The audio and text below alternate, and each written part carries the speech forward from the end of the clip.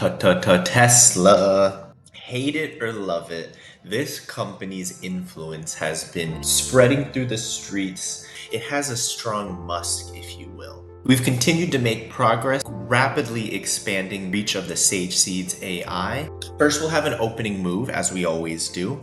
We'll then gather facts from the latest annual report of Tesla. I will transition to doing my best to unravel the story behind the numbers as a financial analyst with years of experience. And then finally, we'll consult with our Sage Seeds AI, the numbers distilled to the output of a rank. It is not investment advice, but it does take into account price as of when I am making this video. Let's dive in so that your wisdom can blossom. The item 8 is our classic opening move. Consolidated balance sheet. Inventory more than doubling, very tame goodwill. We're seeing a ratio of assets to liabilities of higher than 2 in defensive territory, playing it conservatively, despite what the headlines might say. Retained earnings very recently shooting up. Rarely do we see such a rapid increase in retained earnings. Statement of operations. We can see a scaling up of their services and other revenue at over 200% in just the last 2 years. It's not alone though, because a very healthy 140 to 160% in this straight up automotive sales. Automotive sales is the business though. It is more than 80% of all revenue as of the latest year. This operating margin is above 15% in the latest year, noticeable as it has been increasing every year on this statement. That's great to see. Probably explains alone why the retained earnings has been so healthy over the last year. Statement of cash flows. Although this company is making money now, they are immediately not doubling down, but tripling, almost quadrupling down. Compared to 2 years ago, inventory investments over the last year is 15 times higher than inventory investments 2 years ago. If it were easy to know if the investments make sense, this would be super common. It's not so common. In almost every respect, we're gonna see depreciation increase. We're going to see fixed costs being taken on today that have nothing to do with the current success. I'm very aware that Tesla is constantly in the news. The takeaway from this opening move is there any money being returned to investors, even just a little bit? We'll also take a quick look at what this company's rationale is for betting boldly, because this is bold betting at its finest for sure. We're going to look at the stockholders' equity statement. They've paid certainly less than 40 million out. It is given small payments. Now, tens of millions of dollars is tens of millions of dollars, but this is a company with invested capital in the tens of billions. I believe it is very fair to say that not even 1% of the money that investors have given Tesla has Tesla been willing to return, at least not yet. In fact, if I'm being very honest, right here, this one line, all the money they returned does not even measure up to, it's not even a tenth of what they issued in brand new common stock. And so Tesla continuing to just actually absorb more money from investors, not at all interested in returning money, at least not lately. We are going to look at the item 1 prepared by the Investor Relations Department. An extreme situation. Very few companies are so shameless, as the correct word. Ultimately, what is their end game here? No company has never returned money to investors. Right in the first page, only this section is devoted to talking about cars. The other multiple pages talking about energy storage and solar energy. Even the Investor Relations Department doesn't seem to ever want to talk about cash flow or investors. I'll point out that is weird. Fair enough, they can be weird. That's entirely within the right. People can still choose to invest with them. Without saying it directly, the implication I'm seeing is automotive is spinning off money, and as lots of people are probably already echoing in the comments, they are fully intending to put all that money into a second business, the energy generation and storage. We market and sell our solar and energy storage products to residential, commercial, and industrial customers through our website, stores and galleries, our network of channel partners, and in the case of some commercial customers, through PPA transactions. While the regulatory regime for energy storage projects is still under development, not a normal way to talk about government legislature. Usually companies are very careful about not implying that they're involved in the legislation process. They call out specifically the California market. Please check out the Texas Instruments Over-Explained video. That Over-Explained video over-explains government programs and how government involvement affects the economics of businesses that are able to win grants. Usually most of the benefits come down to capital allocation flexibility. With Tesla not once offering a dividend, there might not be many benefits at all. Definitely check out the video to understand the mind shift that Tesla would probably need to consider if they want to really take advantage of being involved in this position.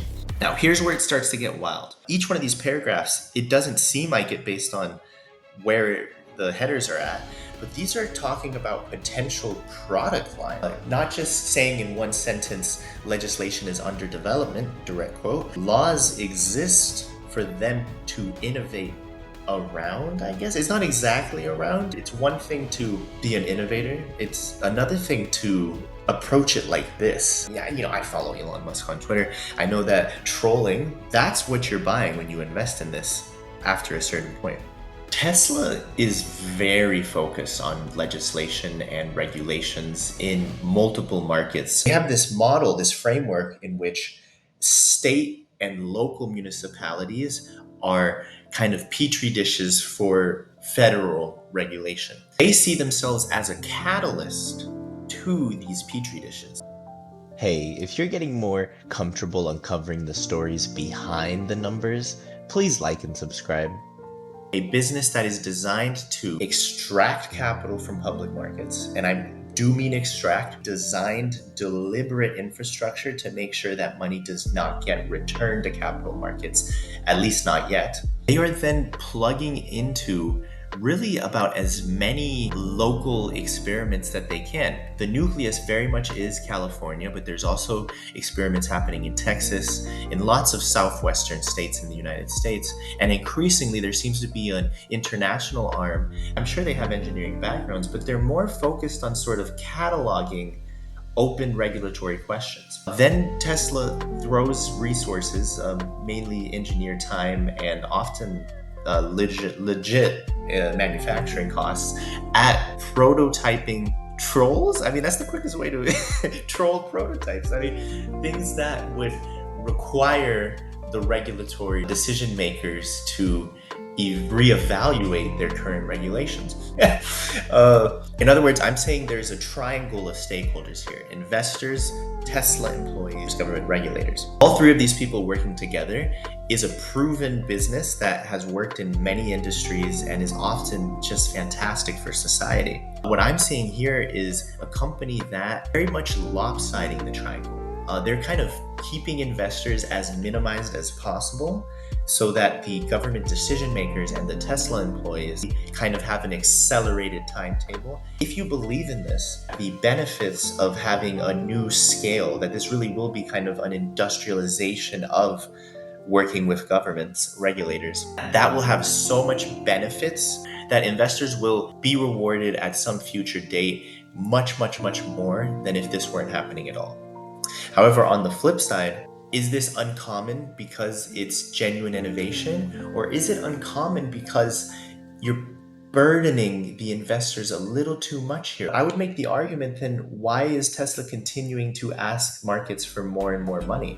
That, if it works, will at minimum require a profound mentality shift at some point, and there is a risk for Tesla timing that. Choosing when to turn the foot off the gas is not an easy problem when so much of your company's DNA is exactly doing the opposite of that. Very, very unique risks, and I'm sure a lot of people could make a career out of understanding just the incentives and economics at play in this business alone. Remember, there will be 146 companies, the full extent of the 22 season so far. There's almost a philosophical argument to Tesla just by virtue of its very existence. However, at the end of the day, financial reports are standardized. There are certain rules that exist in all economies. Please like, subscribe, I'm not looking for controversy necessarily, but for this video in particular, this company is just constantly at the top of the most traded list. Consider what we're saying and add it onto your own understanding. Even go so far as to share your understanding with our community. Together, I'm sure we could crowdsource this very, very well. In the comments below, please share your wisdom, then share this video. Tesla is ranked 54 out of 146 in value for the 2022 season. You know, it's an AI. It doesn't believe in the ideals that are constantly talked about when people think about Tesla. At the same time, it's not stupid. It's basically banking on the probability that Tesla will, in the near future, reach a size where it finds it impossible to continue to invest all of its money. Once it becomes impossible, at that point, finally, investors will have some sort of benefit for being invested in this. And in that case, we're looking at what is already a very, very large business that will spin off money the moment that it's allowed to spin off money. How likely is it that Tesla is going to actually allow its business to spin off money to investors? Based on history and financial statements alone, TSLA does not think it's a real possibility anytime soon. We'll definitely keep an eye on this because the moment Tesla has a sort of shift in spirit, then I'm sure it will climb up the rankings. Until then, do be aware that this is not investment advice, but it's definitely not something I would ignore.